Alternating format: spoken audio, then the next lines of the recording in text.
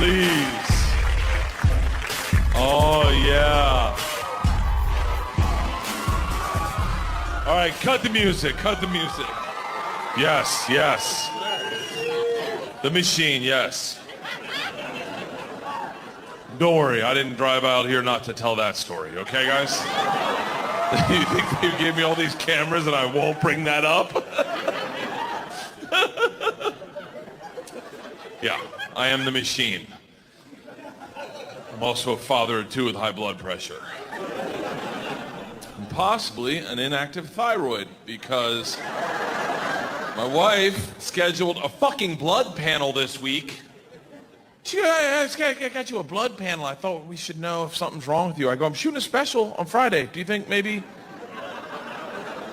we could hold off? Well, don't you want to know? No, not this fucking week, no.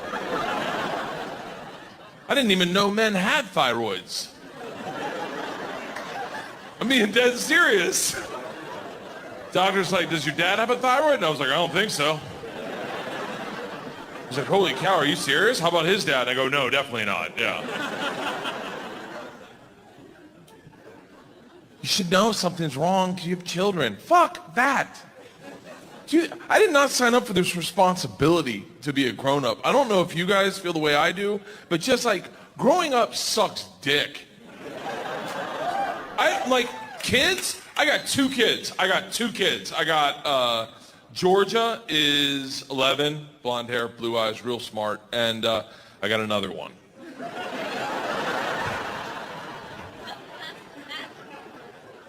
I don't know if you guys got one of those kids that was just fucking mess, like literally like board certified messes. Like if it wasn't my kid, I'd be like, she's stupid, but she's mine, so I love her. She just doesn't think right. Her brain, like this morning, we're cuddling in bed. She's laying on my arm, and she starts doing this. I go, what are you doing? She goes, I'm trying to soften it up. I go, it's my arm, Isla. I know, it's hard as a rock. Dyslexic as shit. If you gotta read with her, you can't let her read by herself because she just won't. She gets too hard. And your heart breaks, but I don't want to sit and read a book. I have a hard time reading too. And then she just sits there and looks at the word and then like tries to guess it off your face, like.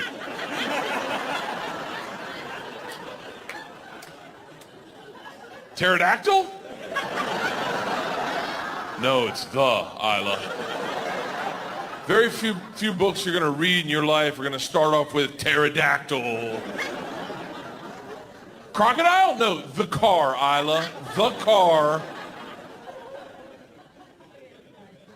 She's smart, just not like a useful to society smart. Like, you'll never reap the benefits of her intelligence, I promise you that, unless you got a dead body at your trunk at 2 a.m. There was an attempted kidnapping in a school adjacent to ours, and the teacher sat the kids down and told them they need a safe word. Isla comes home locked in. Dad, we need a safe word. I'm like, okay, how about Agnes? That's the street we live on. She goes, too easy. Too easy? Yeah, too easy. I go, why is that? She goes, Dad, they could guess that. I go, hey, Isla, if someone's guessing at our safe word, don't get in their fucking car.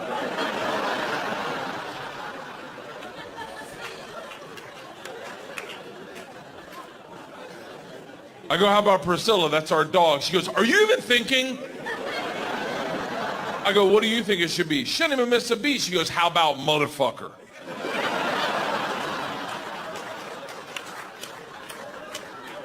Think about it, Dad. No one's gonna say motherfucker to a kid. Motherfucker it is, motherfucker. And that was our safe word. Yeah. Hey, I had to change it. It was too good. I knew I was taking it on stage, so I had to change it, but not before Stephen Fromkin had to pick him up. He's like, I'll get the girls. I was like, heads up, our safe word's motherfucker. He's like, I can't say that to your kids. I was like, good luck getting Isla home. He pulls up. Georgia jumps in the car like she's trying to get molested. Isla's locked down. What's her safe word? She's known this guy 8 or 9 years. What's her safe word? He's like, Isla, I know the safe word is a bad word. I'm not saying it out loud. She goes, then I'm not getting in your car. He looks at her and he goes, the safe word is motherfucker. She looks at him in front of all the teachers and goes, I can't hear you. That's this child. You get these two morons together, holy shit. George is like the caveman that discovered fire. Isla's like the caveman who discovered stop, drop, and roll. They woke up one morning. One morning they wake up at 5 in the morning. They were younger. I don't know how old they were, but they were younger. Like, I don't trust dads who know exactly how old their kids are. If you're talking to a dad and he's like, 16 months today, he better be married to another dad.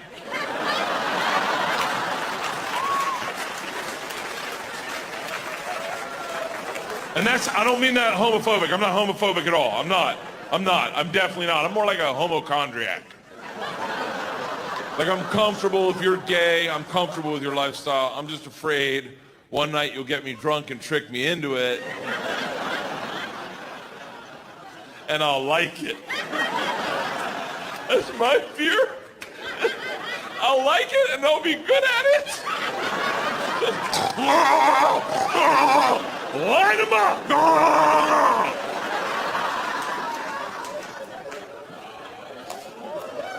So I saw gay porn once for like 45 minutes. Let me tell you something. Holy shit. Ladies, you gotta step up your blowjob game. Yeah, you're still playing JV basketball, and the gay guys are the Harlem Globetrotters. Yeah, dunking on cocks. Holding their own head. Fuck this face, son! The fuck are we talking about? I'm literally, how did I get off on this gay rant?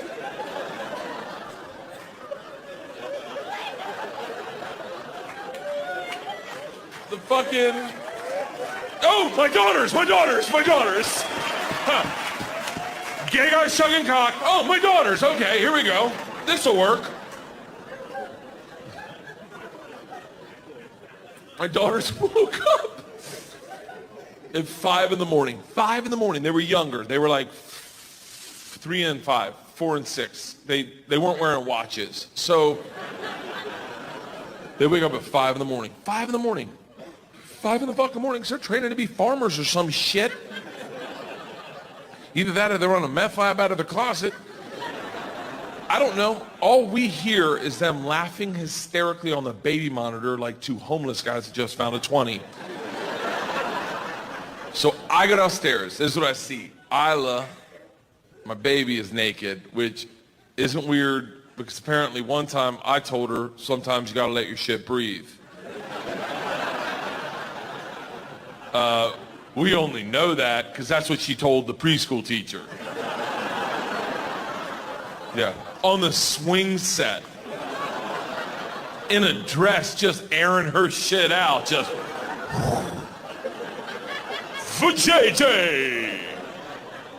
Teacher's like, oh, Isla, honey, where are your panties? Just hops off. Sometimes you gotta let your shit breathe.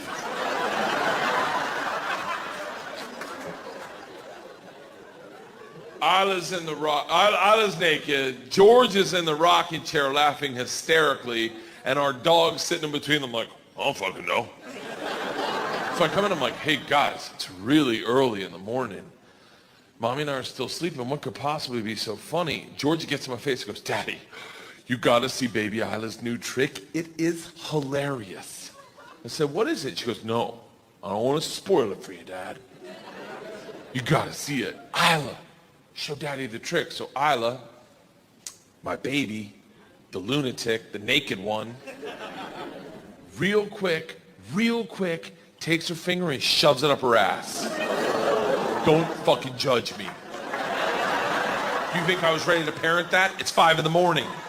You think you could have parented it? The super nanny couldn't have stopped it. And now it's in there. As a parent, I kind of want to see the second part of the trick. She takes it out of her ass and puts it in the dog's mouth. Now, hey, fuck you. I saw it, okay? I'm just telling you about it. I was like, what the fuck is wrong with you two? What are you guys, Germans? New rule, we do not put our fingers in our butts and then put them in our animals' mouths. I can't believe I'm saying this. Georgia gets in my face, goes, calm down. It's funny, you just don't get it.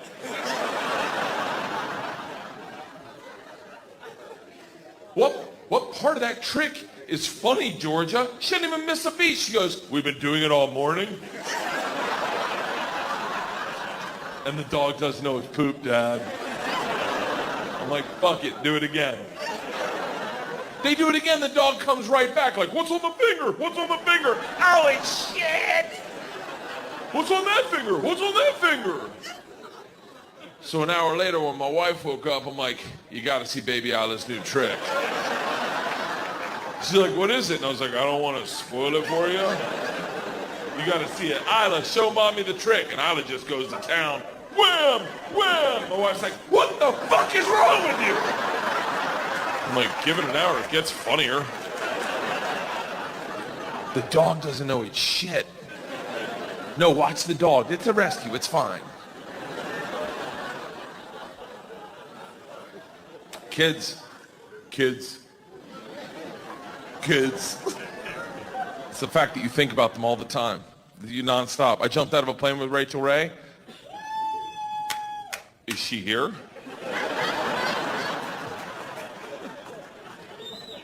Rachel Ray is a fucking gangster. Like, legit She comes in, I do her show, she comes backstage at like 8 in the morning. She's got a pint of Guinness, a bowl of chili with a fried egg on top. Oh. She comes back, she goes, I know you're a comic. I thought a beer might loosen you up before the show.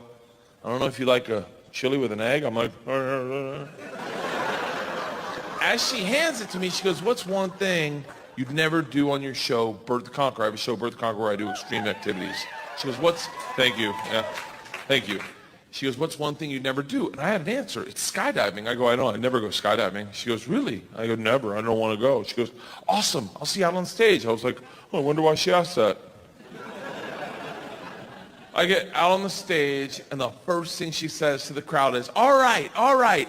Backstage, Bert said he'd never go skydiving. I'm like, bitch, that was a secret. She's like, who wants to see him do it? And now I have 500 women going, do it, fat boy. And I got the beer in me, the chili. I'm like, fuck it, let's go.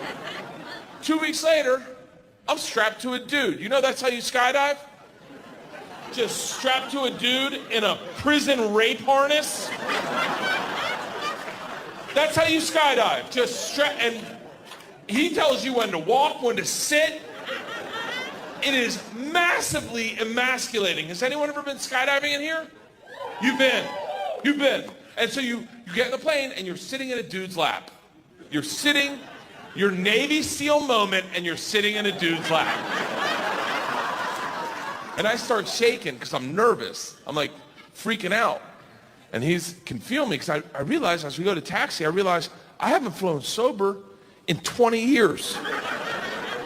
Sober in a big plane in 20 years, and I haven't flown in a dude's lap in 42. And he feels me shaking, and he's like, what's the matter? I go, what do you mean, what's the matter? I go, I'm nervous. He goes, about what? What do you mean about what? He goes, what are you nervous? What are you afraid of? I go, I don't know. You'll get hard.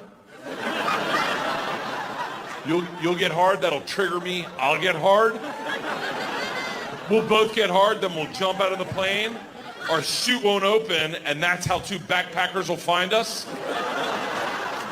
You fucking me into the earth. You fucking me into the planet That'll be the how I go. This guy craved dick so bad. He had a man harness him up and fuck him out of his shoes until his head exploded in the woods. I go, I'm nervous our chute won't open. He goes, you couldn't kill us if you tried. I'm like, I'm a smart guy, I could fucking figure it out.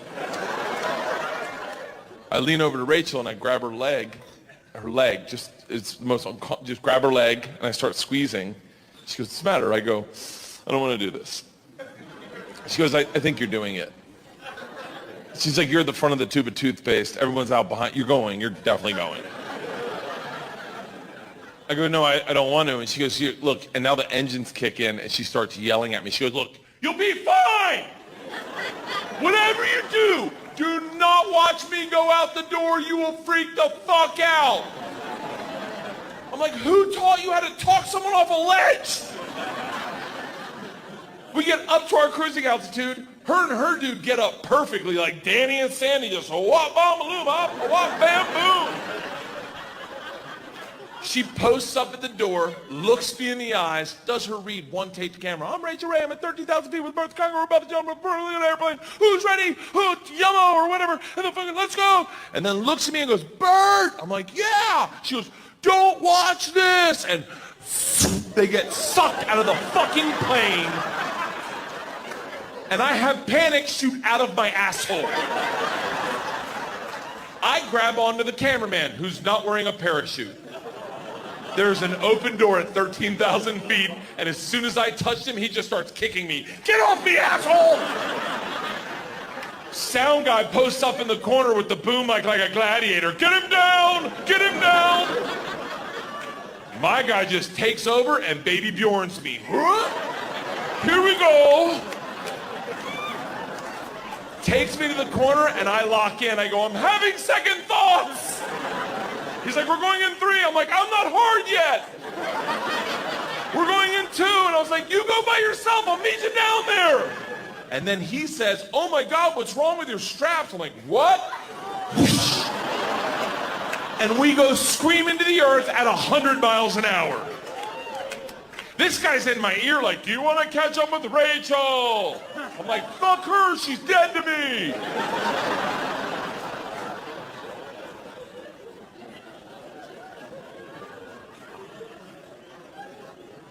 It is an epiphanous moment, dare I say. And my therapist says I have a low threshold for epiphanous moments, but... And I always say, like, did you want to go skydiving? Okay, the people that don't want to go skydiving are who should go skydiving. It's those that don't want to go that appreciate it the most. You go, and you're just Viking all the way. Ah! People who don't want to go, there's a moment where you realize the dice have been rolled. There's nothing you can do to change this. You're either going to live or die in 5 minutes, and you can't take a pill or start working out to stop it. It is out of your control, and you are forced with a decision. How do you meet your maker? Do you go out like a Viking? Ah! Or do you start crying like a baby? Ah! Oh, I picked the Viking. At that moment, I said, I've had a beautiful life. Let's do it. Ah! Until the chute opened. Then I started crying aggressively. Like bad. Like in a dude's lap. Have you ever cried in a man's lap? Have you ever had a man take you out to the middle of a field and sit in your lap and just sob silently? That's technically what I'm doing to this poor guy. Because the first thing I thought of was, my kids. I'm going to get to see my kids again. And pizza. Like, I get pizza. And I just started sobbing under this canopy, and the poor guy's like, dude, it's going to be okay. Like, we did it. We did it. It was so bad when we went to land. He's like, clean yourself up. They're going to think I did something to you. And the lasting thought that stuck with me was my children. That's it. I go, my children. They have a dad. Like, what? That is not what I signed up for when I picked my wife out of a bowling alley. Like, that makes no sense. We met at a bowling alley. But when I met her, Like, I didn't sign up for the vulnerability. That's the part about having kids that fucks you up, is the vulnerability. Do you have children? You do. How many you got? You got one? No, you're barely in it. Wait till you got two and you go, oh shit, if we lose one, it's going to be awkward. Children, the thing that'll, and I don't know if you've been there. How old's your kid? 2. Oh, you're brand new to the game, man. Wait till they meet disaster in their life, or they meet letdown, or, we took the girls to school this year. Leanne takes Georgia, I take Isla, walk up, first day of school, and here's the thing with girls, first day of school, you hope they have friends in their class, or it's a shit show. So Leanne's got Georgia, I take Isla, we go up to the, like on the fence, they put all the names on the fence. I go up to the fence, Isla can't read, she's like, Urgh.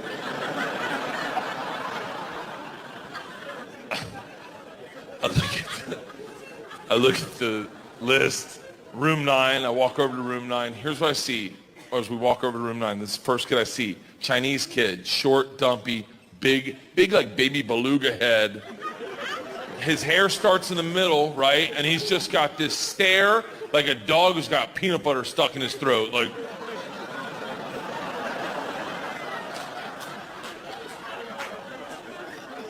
kid behind him, hand licker, just like he's trying to get to the center of it. Like,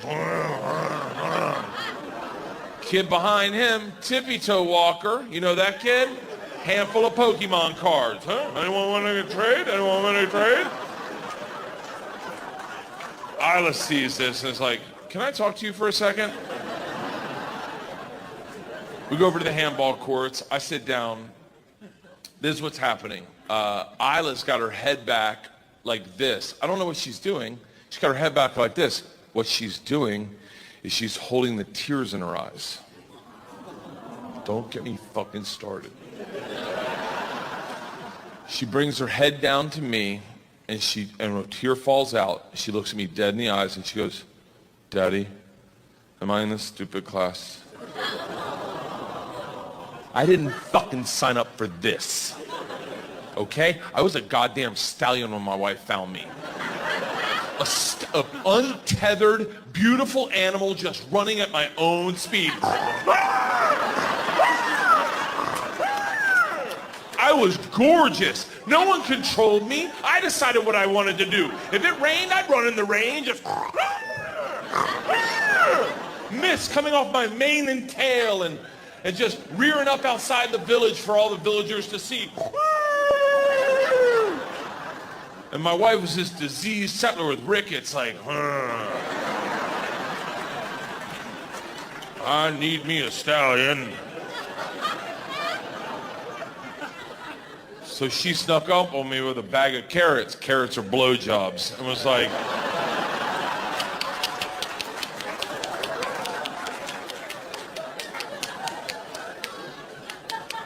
come here, boy. Come here, boy. Here you go, boy. Try it. You like it. No, you like it. I bet you like it. I bet you like it. And you like it. You try the carrot. You like it. But what you don't realize is that when they're handing you the carrot, with the other hand, they start petting you. That's them taming you. Oh, you have a beautiful mane. Oh. You should start wearing khakis. Oh, it's okay, boy. It's okay.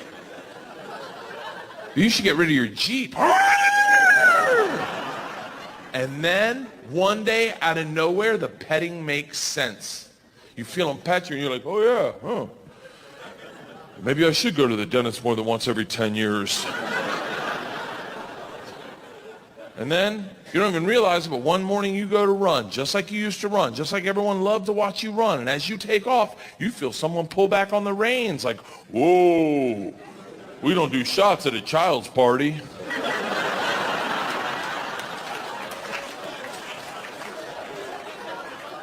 And there I am, just an old nag now. I don't even get carrots anymore, I just get hay. If I do get carrots, I gotta throw a temper tantrum for them. And now I'm sitting in a pair of sweatpants by the handball courts, and I got a 9-year-old breaking my heart at 7:45 in the morning. This isn't what I fucking signed up for. And I'm looking at her, and I'm like thinking, how do I deal with it? Like, hey, it's okay. Stupid classes are fun. Like, lowered expectation is higher rewards, you know? A lot of my friends, the guys that I smoke pot, they all stupid is, stupid does. Like, and Leanne comes over and she's like, hey, what's going on here? Now we're both tearing up. We're both crying. And she goes, what's going on? And Isla's like, I'm like, we think she's in the stupid class. She brought it up. I definitely agree. And Leanne's like, hold on. And I go, no, you hold on. You got to look at that class. It looked like a cast of Goonies. Like, and Leanne's like, hold on. Everyone stop crying. There's no such thing as the stupid class. I'm like, I beg to disagree. She's like, no, Isla, honey, if there was a stupid class, they would have had to call me 2 months ago and say, hey, we're putting Isla in the stupid class. And I would have taken you out of the school in a second. I would have never let them do that to you. But if they did call me 2 months ago, Isla, and I knew today was your day to go into the stupid class, I knew that, do you think I would have let you roll in with Dad? And that makes sense to Isla. She's like, yeah, he's not the heavy lifting parent. And I'm like, yeah, Isla, you're with me. There's nothing wrong. She goes, come on, let's go look at your class. So they go walk over to the class, and all Isla's friends, Lily, Dakota, Kylie, they're all in the class. And Leanne's like, hey, your friends are in there. Are your friends stupid? And Isla's like, no. She's like, you get in line. You have a fantastic year. She comes walking over to me. I'm still by the fucking handball courts. She comes walking over to me, and I am blown away. She comes up. She's like, hey. I go, I did not parent that well. She's like, no shit.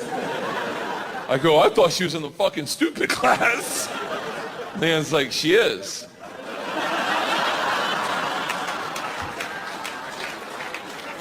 You were gonna tell her? I go, I was gonna tell her. It's like, you belong in the fucking stupid class. Isla hates school. In all fairness, she's getting her ass handed to her daily.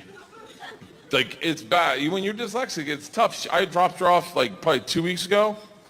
I go to give her a kiss on the cheek goodbye. She grabs my neck like she doesn't want me to go, and then whispers in my ear and goes, pick me up early.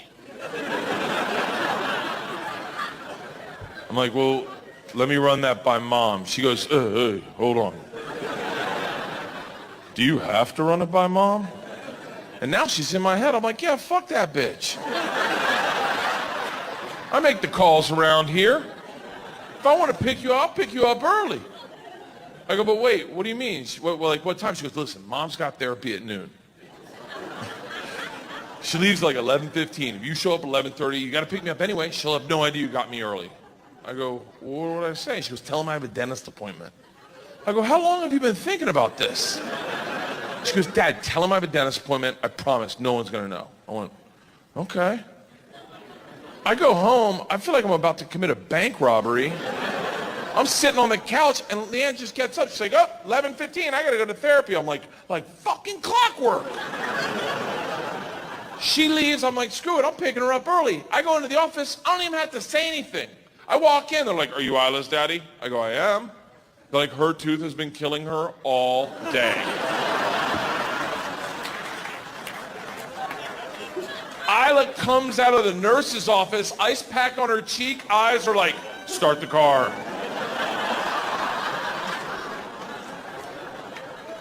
We get in the car, first things out of her mouth, ice cream and putt-putt. Let's do it, big guy. It's like, hey, you made the day, let's do it. Yeah. It was a great day. I think the best part of the day was just having a lie that me and her knew and lying to my other daughter and my wife together as a team. It was kind of like bonding.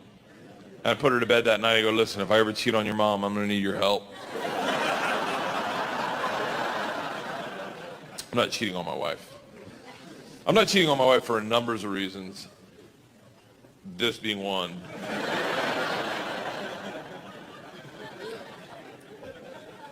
I don't know if I'm doing it right. I've never had that like security that women have, you know, that like there's a like an air of like when it comes to sex, women just know they hit it out of the. Is that your man right there, young lady? Have you ever given him an orgasm? Look at her, she scoffs at me, like rolls her eyes, goes, yeah. Would you bet your life on it? She's like, yeah. Would you bet your life on it? Well, look at him, he's like, oh no. Because we don't know. I'm telling you, if you've done your job right, because there's proof. That happened right there. See that? There, got it. Colonel Mustard in the library with a candlestick, right there. But every time we have sex with you guys, it's like, Kaiser Soze, did that happen? I don't know. I'll take it this far. This guy right here, he's your boyfriend, right? Sir, be honest. If I said to you right now, I will give you $15 million, tax-free, if you can bring one person on this stage and give them an orgasm within 15 minutes. You think he's picking a chick?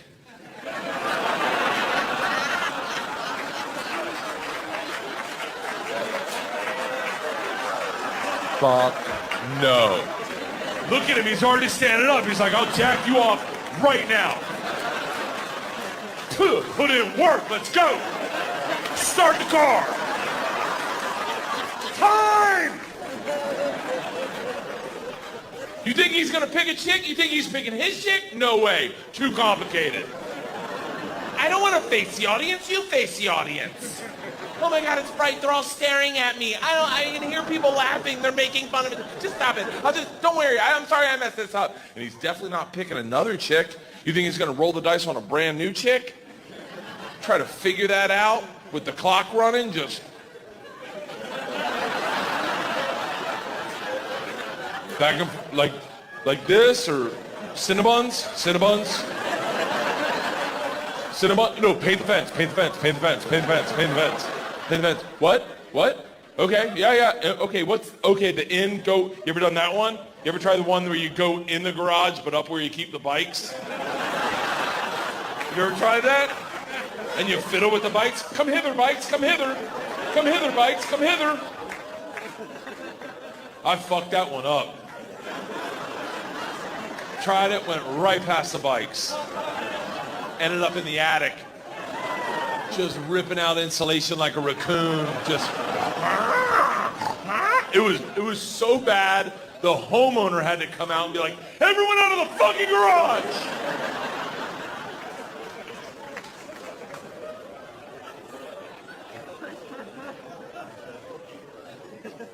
Women are complicated. Just like the way they think. First time I had sex with my wife, we've been dating a while.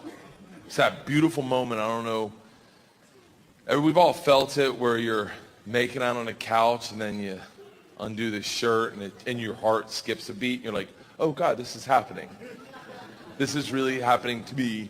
And I was head over heels for her and kissing, shirt comes off, pant button comes off.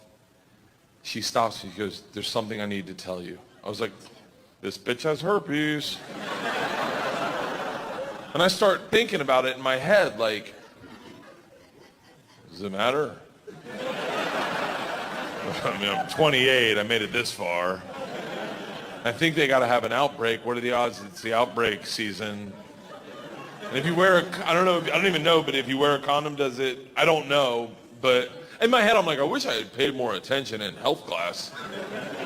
And my wife looks at me and goes, I'm in debt. I was like, I thought you had herpes. She goes, no, why would I have herpes? I go, why would you stop someone before they're about to have sex to tell them you're in debt? She goes, because I thought we were getting serious. I go, I'm trying to fuck you, not your bank account. She goes, no, if we're going to have sex, that means we're getting serious. And if we're getting serious, you need to know I'm $25,000 in debt. That hangs over my head. And I go, hey, I'm trying to fuck you, not Fannie Mae. All right, let's do this. And we had sex that night, and we fell in love. And we got married, and we had kids. And did you know when you get married, you accrue someone's debt?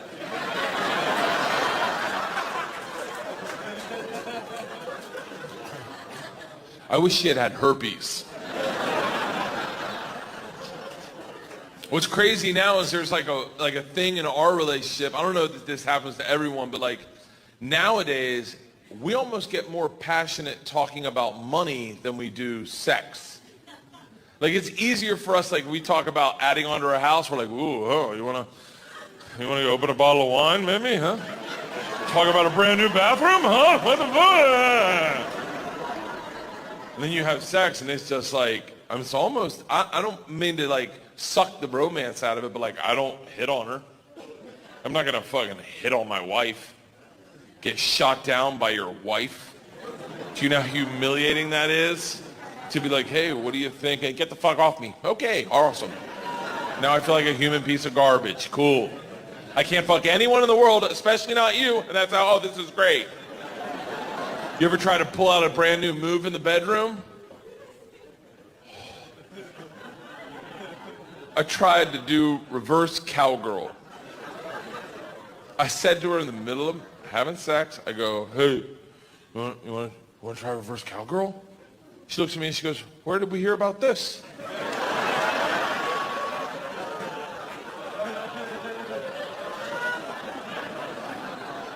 Some of the fellas down by the basketball courts were talking about it. And then she just gets like, she's a very sweet woman, but she just gets like, fine, what is it? Like, tell me what to do, tell me what to do. Like it's almost like we're lab partners. Like, well, fucking tell me. Tell me what to do, I'll do it if that's what you're into. I'm like, that's not what I'm into. I'm just saying, let's try it. Maybe we'll like it. I don't know. She said, no, just tell me what to do. I'm like, oh, okay. I've never seen this part of the porn where the guy walks her through it. Like, I go, you face the other direction. She's like, I face the wall? I was like, well, or the camera. I guess that is, they face the camera at that point. I don't know why they do that. I don't know. I've never done this, okay? She's like, no, tell me what to do. I'll do it. I go, will you turn around? She's like, and just look at the wall? I go, yeah. Look at the they're your eyes. Look at whatever you want to fucking look at. Like, fine, if this is what you're into. Like, that's how you want to start a brand new sex move. If this is what you're into.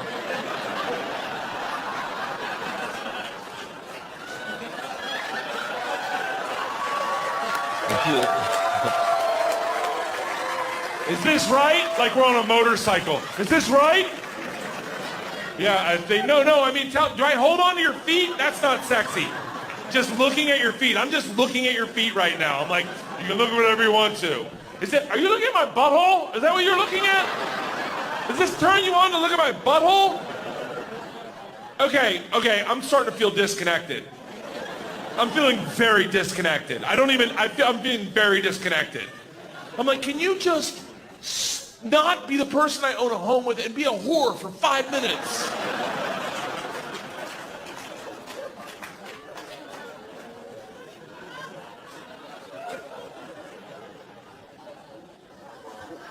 I mean, I make that sound bad, but the alternative is what? I get like a young girlfriend? Fuck that. I can't, I'm not shitting on young people. You guys look very young.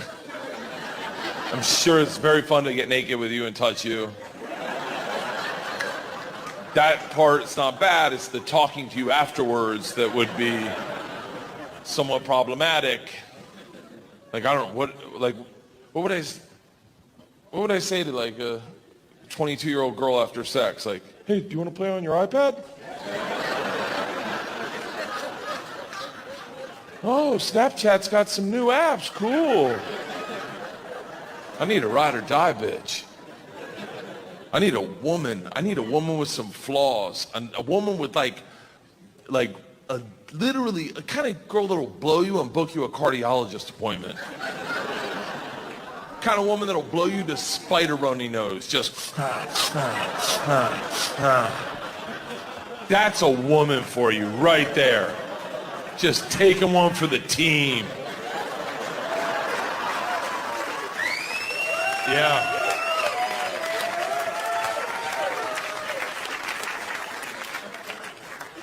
Kind of woman that'll fart during sex. Yeah, my wife will fart during sex. She had 2 kids. She's not rocking the original rims and tires, okay?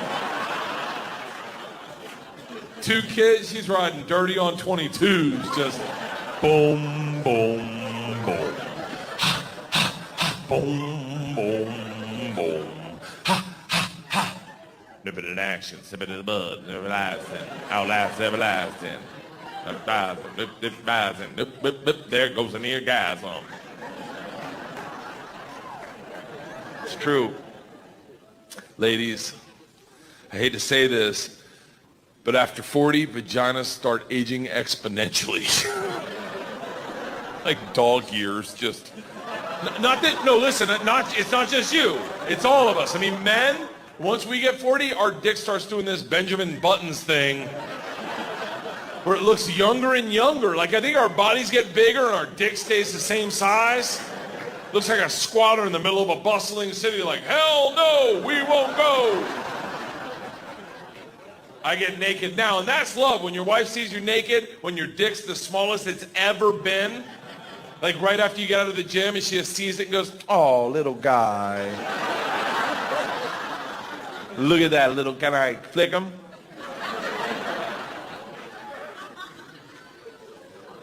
Just changes. I'm cool with it changing. I'm just saying, like, I mean, a little bit of upkeep, ladies. Like, it's like, I mean, I remember when I met my wife's vagina. I remember it it was beautiful. It was like, there was curb appeal. You know, like it was waxed and shined and buffed and fluffed with those lace thong panties that you could take off with a pinky, just. And when you did, it was like you unleashed a princess, just.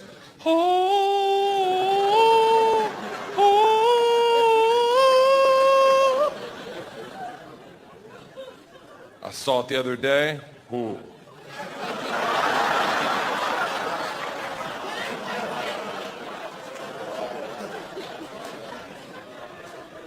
It was after drop-off.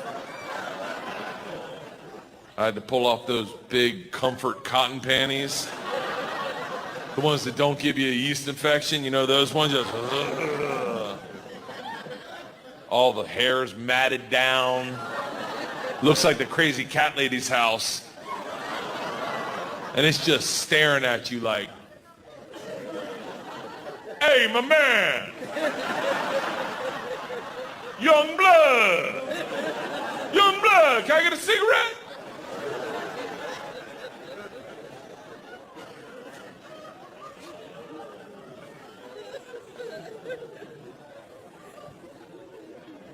She farts.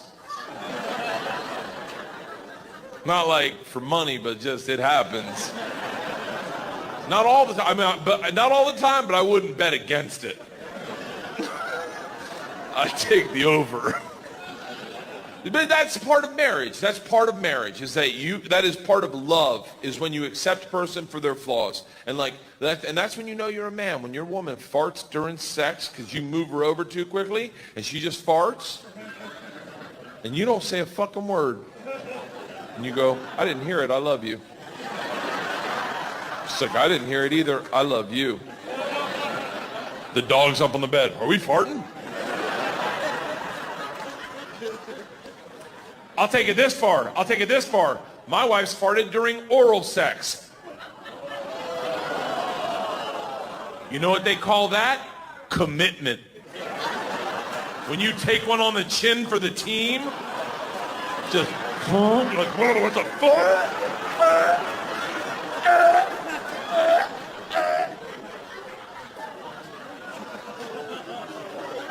You didn't know you had one in the chamber?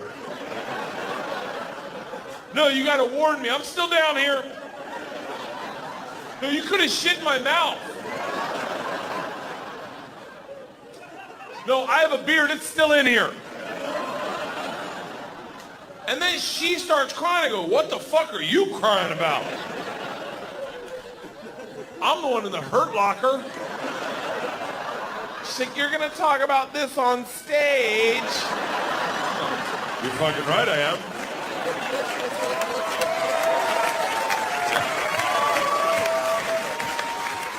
In all fairness, I didn't bring it up until the second time it happened. I was like, fuck it, if it happened to me twice, it's had to have happened to somebody else. I can't be the only one out here going, really? No one else's catches one on the button? That's marriage. My wife's a fantastic woman. She really is. She's the kind of person like I couldn't raise these kids. She like researches good schools. She researched a school one time. She goes, it's a great school. There are a lot of Koreans. I went, okay. We show up, it's 98% Korean. No, listen, I'm just a regular person. I have no hate in my heart for anyone whatsoever. I'm a real motherfucker. I walk in a room with 400 Korean families and 5 white families and a black family hiding in the corner. I just walked in and I was like, what the fuck is this? And my wife's like, what? I go, what do you mean, what? Like,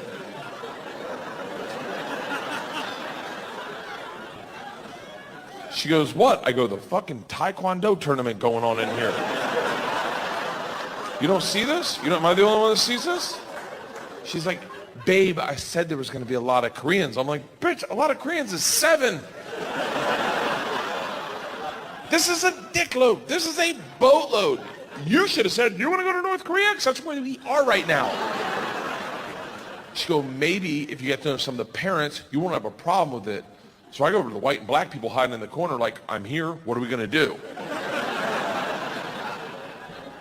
Thank God there was a black woman there to keep shit real.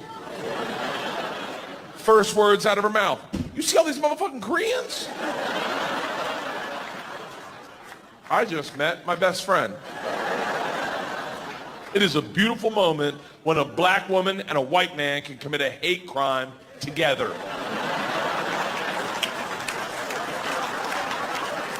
Sandy is her name, and we start talking. Then a white woman comes over and screws it up, just comes over and goes, what do you guys have? Sandy leans into me and she goes, we're about to have the bird flu if we don't leave this bitch.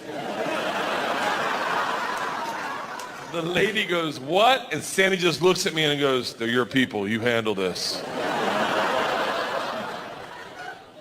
I go, I have girls. She goes, oh, that's so great. What are their names? I said, Georgia and Isla. She goes, oh, I have a boy. I was like, cool. She's like, don't you want to know his name? I'm like, not at all. She goes, his name is John Henry. And I start laughing hysterically because that's what I call my dick. I've just never met a John Henry before. I'm like, are you serious? She's like, do you know a John Henry? I'm like, hell yeah! Really good. He's like my best friend. And I start talking to these women for the whole orientation surreptitiously about my junk. About my buddy, John Henry, who lives down south and is bald. Until my wife gets done her Pai Gow tournament and comes over to us.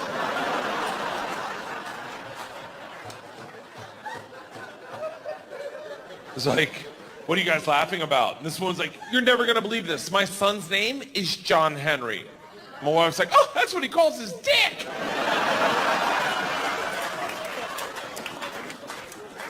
Sandy falls out laughing. And I watch this woman realize all the stories I've been telling her about how John Henry has 2 roommates, how their next door neighbor's an asshole,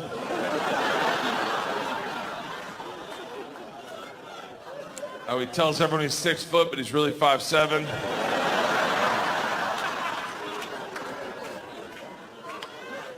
I thought it was funny.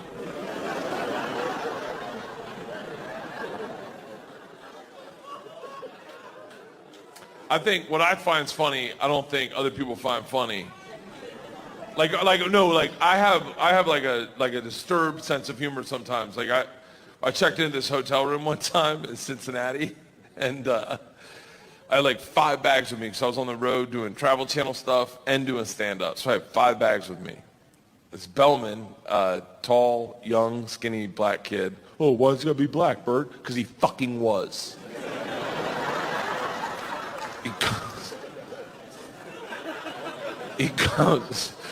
He comes over, he grabs all my bags, puts them on a cart, checks me in, takes me into the elevator, and in the elevator he goes, man, you got a lot of bags.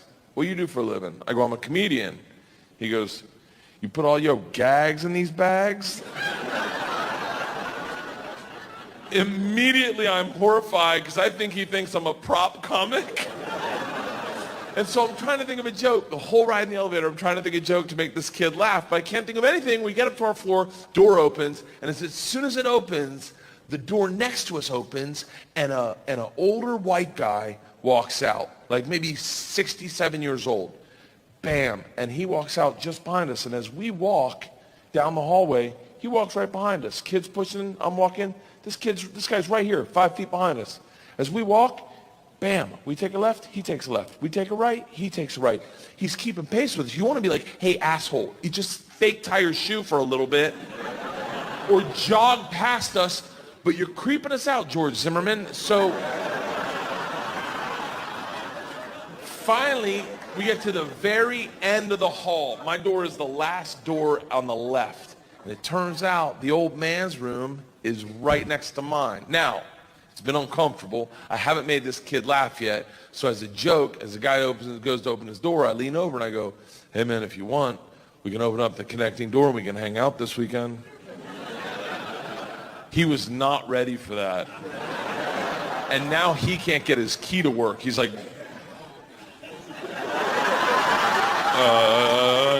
no thank you.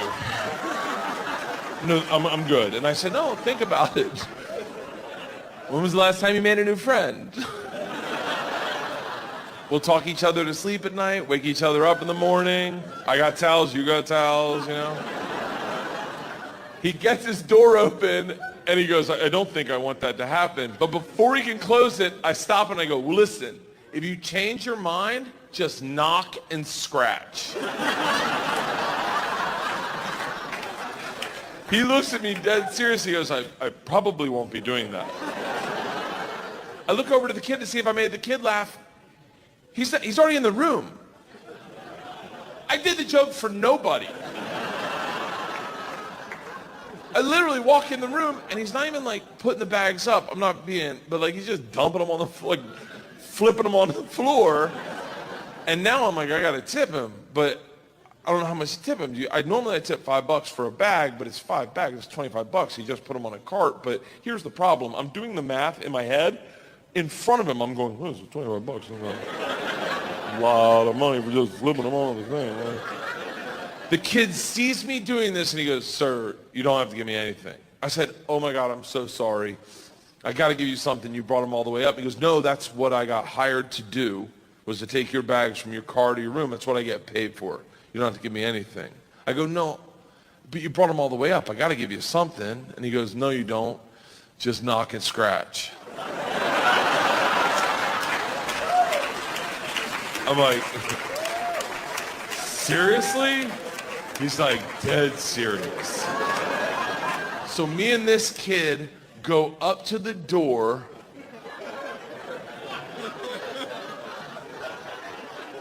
And I knock and I scratch. And you hear the old man go, I don't want to fucking hang out. Oh my God. I thought this kid was gonna laugh himself to death. He literally was doubled over like, do it again, do it again. Best part of the story is he goes down and Googles me and shows me to every black dude who works in the hotel. So for the whole weekend, anytime I walked in, they're like, oh, knock scratch, motherfucker. Knock scratch, man. I'll answer the no.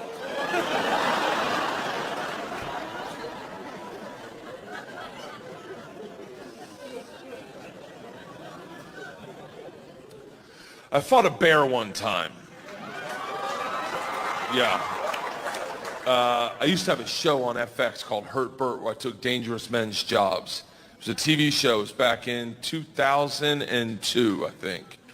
I was a dominatrix gimp. I was an MMA fighter. I was a rodeo clown. I was a football player. I was a stunt pilot. I swam with great white sharks out of the cage. And one day they called me up and they're like, hey, do you want to fight a bear? I was like, who does that for a living? And they're like, you do on Thursday. I show up. It is a 9-foot grizzly bear just sitting on a park bench, as dumb as you think a bear would look, just.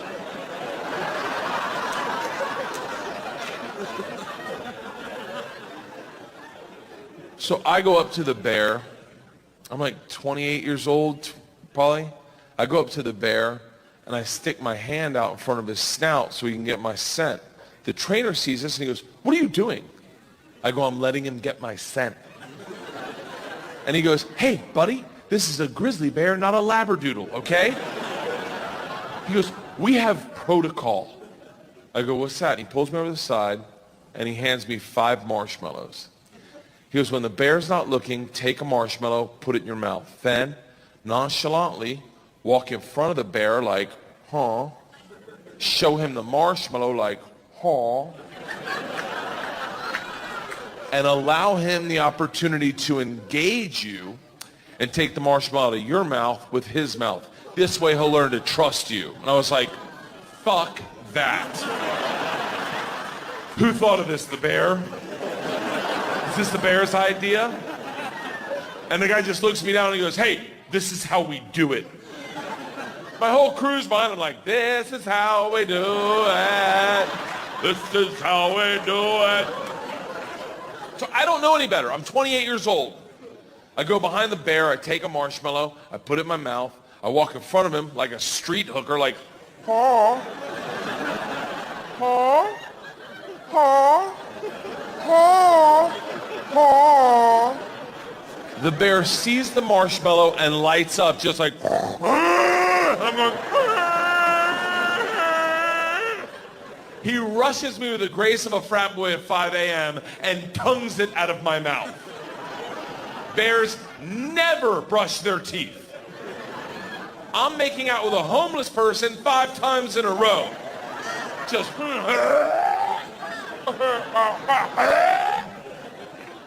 I get done, the trainer goes, fantastic, we're ready. I go, hold on, I haven't learned anything. He goes, what are you kidding me? You learned the most important lesson. I go, what's that? And he goes, the bear likes marshmallows. I go, what good does that do me? And he goes, listen, if you get in trouble, just stand your ground, look the bear in the face, and just go, marshmallow. And he'll know you're going to do your marshmallow trick, so he'll give you some space. But more importantly, we'll hear you say that, and we'll know you're in trouble, so we'll get you out of there. We'll take the bear, we'll split it up. I go, yeah, but he thinks they're inside me. What if he's like, don't worry, I'll get him, and just rips me open? He goes, you'll be fine. Let's go! And I swear to God, the bear is smiling. Just, oh, I know how to get marshmallows around here, bitch. I gotta tap you out. Rushes me, grabs me by both ears, lifts me off the ground, and starts ragdolling me and growling. I'm going, marshmallow, marshmallow! But no one can hear me because there's a 9-foot grizzly bear going. All of a sudden he drops me, grabs me by the hip, spins me doggy style, locks in a bear hug, and starts grinding on my ass. Now we're both facing the crew and the trainer. I'm going, fucking marshmallow! Marshmallow! Look, get me the fuck out of here, marshmallow! Everyone's laughing except for the trainer, who has a look of panic. He jumps in our eye line and goes, go limp! I'm like, please be talking to me right now. And not is there a bear cock climbing up my jeans? About the split center seam, just marshmallow. So I go limp. Now it looks like I'm getting date raped by a bear. Just,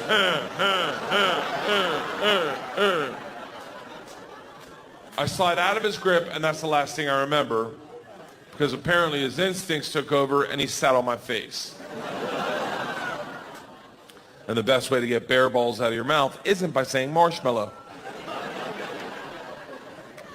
My wife, who I had known maybe 3 months, I had invited her to the set to impress her.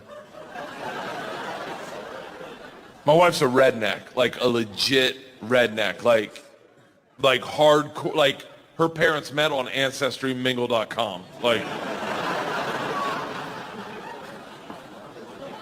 when she talks, you smell biscuits. Like, my point is, she's not afraid of big animals. She just goes over, grabs a marshmallow out of the bag, puts it in her mouth, stands by my feet and goes, "Haw!" The bear then takes his balls out of my mouth, goes over to her, he takes the marshmallow out of her mouth, they take my wife one way, the bear the other way, they drag me under a tree, and that's where I wake up. Under a tree in the lap of my producer, Tim Scott, who's from like the upper top of Minnesota. Real dry, still had a flat top, cherubic face. I open my eyes, I see him, and I go, "What happened?" He's like, "Oh, well, you got raped and teabagged by a bear."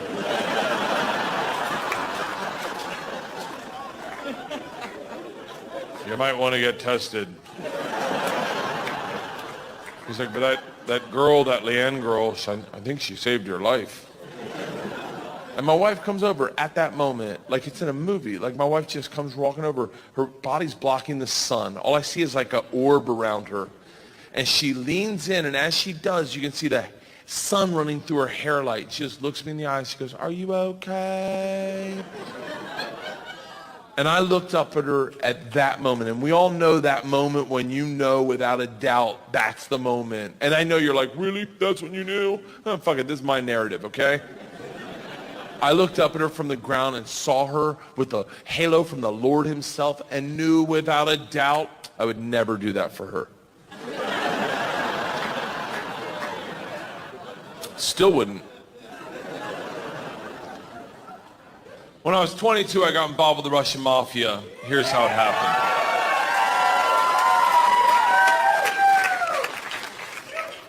I went to school at Florida State. I was not a very good student.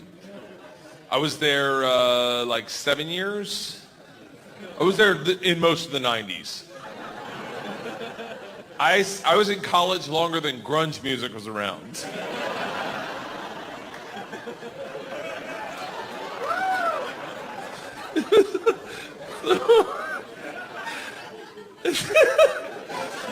So, this is how bad of a student I was. One time, I signed up for a Russian class thinking it was Spanish, and it took 3 classes before I realized, I don't think this is Spanish.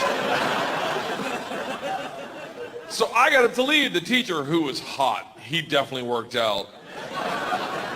I'm kidding. It was a girl. It was a girl. And she was hot. She still is hot. She stopped me. She goes, "Don't go anywhere. I need 14 kids to teach this class. You're the 14th. I need to teach this class in order to get my master's. So, if you sit back down, you don't have to do anything all semester, and I'll just give you a C." I was like, Strasvutia, bitches, I'm back. So I took Russian 1, 2, 3, and 4, never learned a word. Think about what I'm saying. I took 2 years of a language, took 4 semesters of my college career, 4 semesters. Russian 4 was taught in Russian. Do you have any idea what it's like to go to a class and sit there like an immigrant at the DMV all day? Like,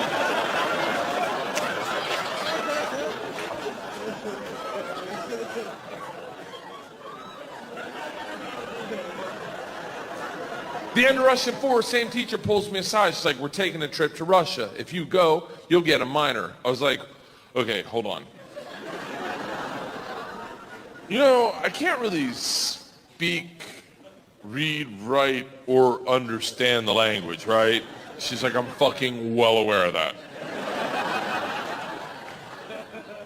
You got to remember, I was taking tests in a language with which I was unfamiliar with their alphabet. Do you have any idea what it's like to take a test and make up hieroglyphics? And the answer is star, circle, hashtag shoe.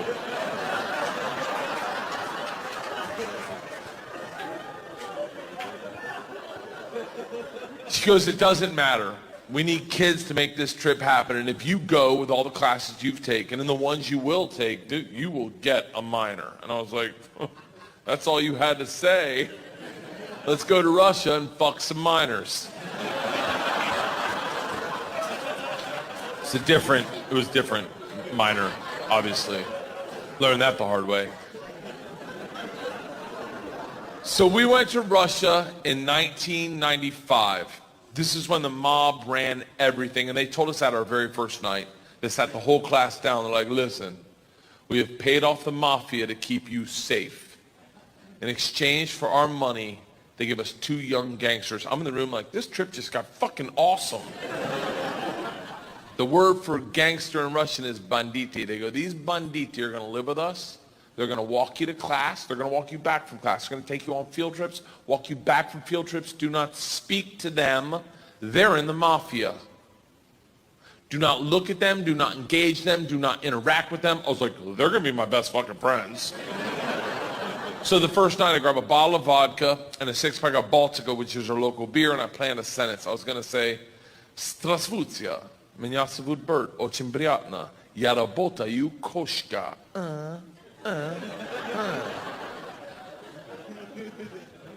Does anyone speak Russian in here? Good. I love that someone says no. No. I did a head count earlier. It doesn't look like it. I'll tell you what the sentence says. It's a badass sentence. I worked all day on it. Hello, my name's Bert. It's very nice to meet you. I work pussy. Kind of. It really means I work with cats. I didn't know the fucking language. What do you expect? It doesn't matter, because the second the door opens and I'm face to face with a real Russian gangster with the wife beater and the tattoos with the track pants and the cigarette, and he just stares me up and down. A frat boy from Florida State. I was wearing a fanny pack. He just looks at me and goes, "Stole." I fucking panicked. And everything I had planned on saying flooded out of my head. And all I said to him in Russian in his doorway was, "I am the machine." And he started laughing. He goes, "What did you say?" I was like, "I'm the machine." He grabs me and he goes, "Come in and tell my friends." Brings me in a room full of 9 Russian gangsters drinking and smoking and just goes, "Stop! Tell them what you said." Now I'm like, fuck it. I'm the machine! They looked at each other, looked at me, and they're like, fuck it. He's the machine! And I became the machine. And these guys loved me. Yes. You got to realize, though, the reason they loved me is I went shot for shot with them that night, all night long, until like 4 in the morning. But all I knew how to say in their language was, "I'm the machine!" And I fuck cats.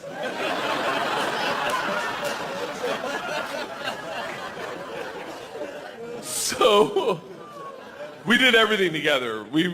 Like the guy that answered the door, his name was Igor. He was like my best friend. We did everything together. We ran a pool hall scam. We stole a boat. It was literally the best summer of my life. And then one day, the whole class is taking a trip to Moscow. It's an overnight train trip. And I say to Igor, I go, "This is going to be a blast. We got to be in the same cabin." And he goes, "I can't go." I said, "Why not?" And he goes, "Different mafia runs train, different mafia runs Moscow." I said, "Well, hold on. What's that mean for me?" And he goes, "Don't worry. I set up banditi. I tell them about you. They'll take care of you." Sure enough, we get to the train station, and he introduces me to my 2 new gangsters, Igor and Igor. And he says to me, he goes, "Guys, this is the machine. If you give the machine vodka, you'll have a great time." The big ear, 2 Igors looks like a kid on Christmas. He's like, oh, I can't wait to play with a machine. He grabs me and he goes, the machine doesn't sit in coach. The machine sits in first class with us. I'm like, that's what I'm fucking talking about.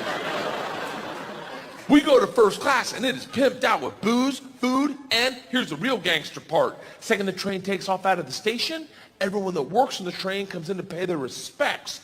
The conductor walked in, rips off the stars and stripes to his shirt, places them on my lap and goes, this is a present for the machine. It would be an honor to do a shot of vodka with the machine. I'm 22 years old thinking, these machine stories might have gotten out of control. We drink all the booze in an hour and Big Igor stands up and he goes, machine, we go to the bar cart to get more vodka. I'm like, fuck it, I'm in the mob, I'll do whatever the fuck I want. We roll into the bar cart like a big dick in a locker room, just, not that I've ever been that guy, but I've seen it. Just smack. You know the look where everyone looks like, oh shit, okay.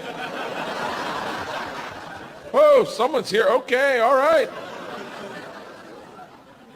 Igor looks at me and in Russian he says, machine, go behind the bar and grab bread. In Russian. And I understood him. For a second I'm like, I'm fucking learning. I'm learning the language my way, not through flashcards and textbooks, but by joining the mafia. I get behind the bar, I'm like, Igor, I know what you said. He's like, go for your machine. Can the machine find cheese? And I was like, Sir, cheese, I got it. Give me another one. And he's like, grab vodka. I was like, I already know that one. Give me another one. He's like, grab the money. I'm like, huh? He goes, grab the fucking money. And I realized at that instant, we're robbing the bar cart. And I'm the one doing it, hooked on phonics style.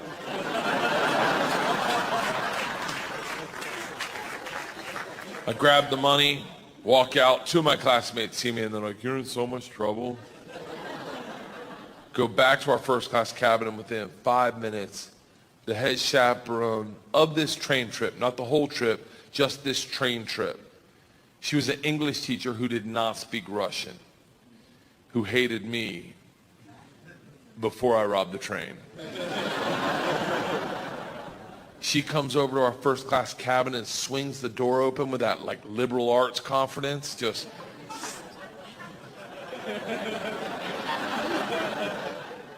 This shit is over. You're done. Stand up right now. You stand up.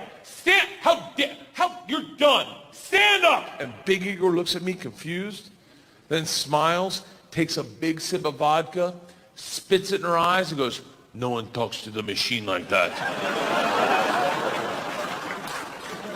Shuts the door in her face and goes, fuck that bitch, this is Russia.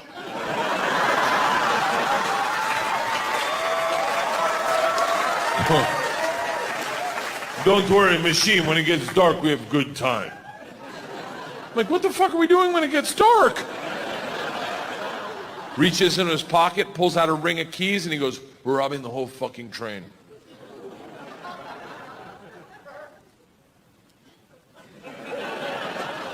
I'm a good person. I don't cheat, this is why, let me tell you, I don't cheat on my wife. I don't cheat on my wife because one morning, our whole family was in bed, the dogs, the cats, the girls, my wife, and we were just giggling, and it was pure, it was perfect. And I thought to myself, I don't ever want to screw this up. This is the most important thing. This is what life's about. And they got up to make chocolate chip pancakes, and I laid in bed and I said, I will never cheat on my wife. I had a conversation with myself. I said, if I ever get into a situation where a hot girl's flirting with me, or I think she's flirting with me, and it seems like it could go further, I'm just gonna cock block myself. I'm just gonna look her in the face in front of everyone and go, I don't cheat on my wife! Now, I may be wrong. She may not be hitting on me. She may throw a drink in my face, slap me, or I may be right. None of that matters to me. What matters to me is that I don't cheat on my wife because I've already had that conversation. Here's the problem. I never had that conversation about robbing trains. So when presented the opportunity, I thought I'd be like, not me. I'm going to go back and work on my verbs. But apparently, when presented the opportunity, I'm the guy that's like, fuck it, let's start with my class. So we robbed them first, while they slept, if that makes it better. And then we robbed the whole train. And if there's any consolation, we robbed me too. My bag was with them. And then we drank all night long. All night long. Like literally until 6 in the morning. Top 5 drunkest I've ever been without throwing up in my entire life. We pull into Moscow at 6 a.m. I'm pissed drunk. You ever been so drunk you're like, I know I gotta piss, but I can't find my dick? Train stops, sun's up, I'm hammered, door opens, same teacher, not mad. Curious, right? She looks me in the eyes, smiling, and goes, I want to be the one to tell you they've alerted the police. And I look out, and on the platform, my whole class is standing there with a cop, talking. They're upset. They've been robbed. I get it. Apparently, they'd never heard snitches get stitches. Big Igor sees this and is completely unfazed. He's like, don't worry. I talked to police for both of us. I was like, oh, thank God. He cracks a bottle of vodka. I'm like, nah, I wouldn't bring that out to an officer, maybe. Lights a cigarette, walks out to the cop, who's taking a statement. The cop is taking a statement. Igor walks up behind him, grabs him by the arm, spins him around and goes, fuck you! We fuck you in the mouth! We fuck you in the ass! I'm like, stop with the fucking we shit! Now the cop is just staring at me and I hear him bark out, Pardon, skidye, which I don't even know what that means, but it doesn't sound like, you're okay, stay there! It is a come to Jesus moment where you know you fucked up. All I thought as I walked to the cop, who's standing up front of the class, I just robbed. Next to the gangster I robbed them with, my only thought was, this isn't how I plan on spending my second junior year. In the gulag taking hot dicks to the throat. I get 5 steps from the cop, who looks impatient as shit. He takes 2 big-ass steps, grabs me by the arm, spins me away from my class, away from Igor, pulls me right into his face, and he goes, so, I understand you're the machine. Nice.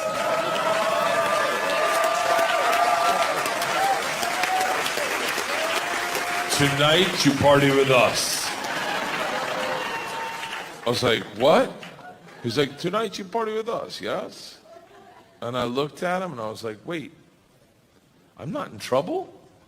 And he gets so close to me I can smell his morning cigarette and he goes, no. Fuck that bitch, this is Russia. Thank you. Thank you, thank you, thank you so much. Thank you. Thank you.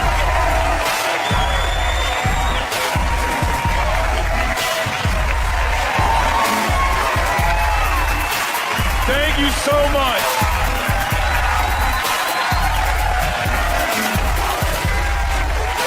Thank you so much, everyone, for coming out tonight. From the bottom of my heart, this means the world to me. Thank you so much.